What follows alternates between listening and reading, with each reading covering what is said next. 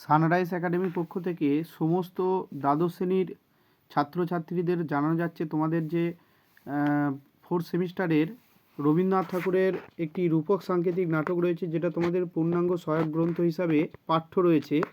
তোমরা জানো তোমাদের যে পরীক্ষা রয়েছে সেই পরীক্ষায় এই পূর্ণাঙ্গ সহায়ক গ্রন্থ মানে এই রূপক সাংকেতিক যে নাটক রয়েছে সেখান থেকে মোট 10 নম্বরের প্রশ্নের উত্তর লিখতে হবে। মানে পরীক্ষায় তোমাদের 4টে প্রশ্ন পড়বে, যে কোনো 2টোর উত্তর লিখতে হবে। তা আমরা আমাদের সানরাইজ একাডেমির পক্ষ থেকে তোমাদের যে বিভিন্ন টপিকগুলো ধরে গুরুত্বপূর্ণ নির্বাচিত প্রশ্নগুলো আমরা যে দিয়েছি আগের ভিডিওতে, সেখানে আমরা বলেছিলাম যে আমরা তোমাদের প্রত্যেকটা টপিক থেকেই গুরুত্বপূর্ণ নির্বাচিত প্রশ্নগুলো তোমাদের জন্য দিয়ে দেবো। তা তোমাদের যে রেফারেন্স বই রয়েছে বিভিন্ন সম্পাদকের লেখা, সেই রেফারেন্স বইয়ের প্রশ্ন সংখ্যা অনেক। তো তোমাদের সুবিধার জন্য আমরা খুব অল্প সংখ্যক প্রশ্ন নির্বাচিত করেছি। আশা করছি তোমরা যদি নাটকটাকে খুব ভালো করে পড়ে নিয়ে নাটকের বিষয়বস্তুটাকে ভালো করে জেনে নিয়ে এই অল্প সংখ্যক প্রশ্ন ভালো করে মুখস্থ করে নাও, তাহলে তোমাদের পরীক্ষায় আর অসুবিধা হবে না। তো আমরা আমাদের এই সানরাইজ একাডেমির পক্ষ থেকে যে প্রশ্নগুলোকে এই নাটক থেকে নির্বাচিত করেছি, সেই প্রশ্নগুলোকে আমি একবার বলে দিচ্ছি, তোমরা একটু দেখে নাও। তোমরা এই প্রশ্নগুলোকে নোট করে মুখস্থ করে নাও, তাহলেই তোমাদের পরীক্ষার জন্য আর কোনো চিন্তা থাকবে না। দেখো, প্রথম প্রশ্ন রয়েছে, রবীন্দ্রনাথ ঠাকুরের ডাকঘর নাটকের নামকরণের সার্থকতা লেখো। নামকরণের সার্থকতা আসতে পারে, সেই কারণেই আমরা নামকরণ থেকে একটা প্রশ্ন দিয়েছি। দ্বিতীয় প্রশ্ন রয়েছে, রবীন্দ্রনাথ ঠাকুরের ডাকঘর নাটক অবলম্বনে অমল চরিত্রটি আলোচনা করো।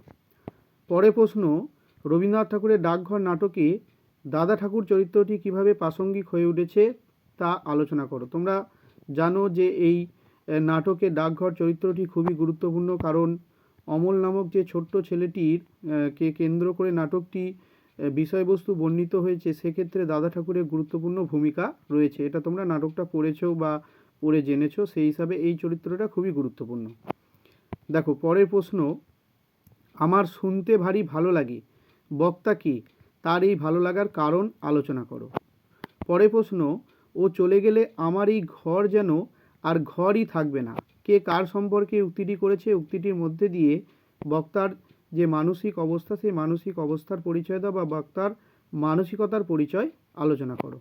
পরের প্রশ্ন, সে দেশে সবাইকে যেতে হবে বাবা, বক্তা কোন প্রসঙ্গে এ কথা বলেছেন, বক্তার এমন মন্তব্যের কারণ লেখো।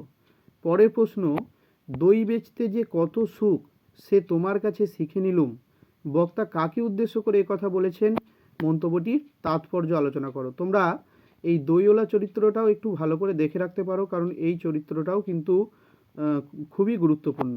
পরের প্রশ্ন, সে ভারী আশ্চর্য জায়গা, কে কখন এই জায়গার কথা উল্লেখ করেছেন, জায়গাটির বর্ণনা দাও।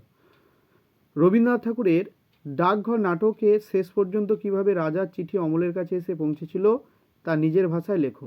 পরের প্রশ্ন মানে লাস্ট প্রশ্ন, বলো যে সুধা তোমাকে ভোলেনি, কোন প্রসঙ্গে এই উক্তিটি তাৎপর্য লেখো। তোমরা জানো যে এই সংলাপটি নাটকের একেবারে শেষ সংলাপ, এবং এই সংলাপটির মধ্যে দিয়ে নাটকের মধ্যে একটি চরম মুহূর্ত সৃষ্টি হয়েছে, তাই এই সংলাপটি খুবই গুরুত্বপূর্ণ। সেই কারণে আমরা এই সংলাপটিকে অবলম্বন করে একটি প্রশ্ন আমরা দিয়েছি। অথবা এর সঙ্গে রয়েছে অমল সুধার সম্পর্ক কিভাবে ডাকঘর নাটকের মূল ভাবের সঙ্গে যুক্ত হয়েছে তা আলোচনা করো। তো তোমাদের যে টপিকগুলো ছিল সেই টপিকগুলো থেকে মোটামুটি আমরা সব টপিকগুলো থেকেই প্রশ্ন আমরা দিয়ে দিলাম।